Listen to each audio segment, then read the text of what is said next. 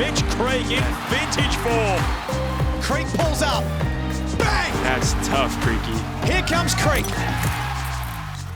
NBL 23 was a bit of a roller coaster to start with. Injuries, inconsistent in team kind of cohesion, how we played and how we prepared because we didn't have bodies. We had Trey, Kel, Gary Browne, Sauce, kind of all three imports who were all very dominant in their own rights throughout the season, but all kind of started at different levels of health and fitness, and it kind of put us in a bit of a tough spot. You know, personally, it's always challenging when three of your key players are out and then all of a sudden it's kind of everyone looks at you again and goes, hey, like, we need you to be you even more so at a higher level. And you're already kind of pushing yourself to get to that level, but you really have to dig deep and go, well, there's more in there. And there's always more in there because I'm super critical of myself. So once I figured out there was so much more in there to kind of grasp, I realized that there was another level to get to again. And I think that's what started to happen. And then when guys came back, there wasn't a, like, let's relax. It was more of, okay, let's turn it up even more. Now I've got some soldiers really with me who can go and dominate in every position, in any game.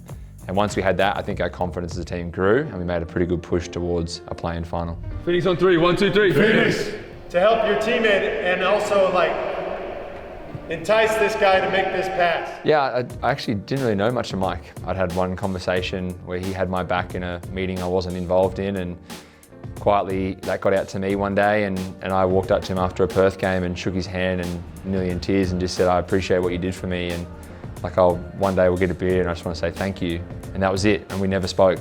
And 18 months later, he signs as the head coach, and here we are today. We've spent time together, we've got a feed, we've had a beer, we've sat down, and we enjoy and we learn about each other. And it's special when you get someone new into a franchise. I think it will take a little bit of time for who he is to really come across to everybody in the organisation, but I think he's done some incredible steps and taken some measurable gains so far, and we can be proud of that.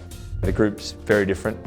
Obviously, maybe 3 or 4 returning players and that's it, and the rest are all new faces, but all guys that we believe that when put together healthy in a good environment will flourish and succeed at a very high level on both ends of the floor. And we've seen glimpses of that, but once we get everyone healthy, I think that's when we're really going to show our strengths.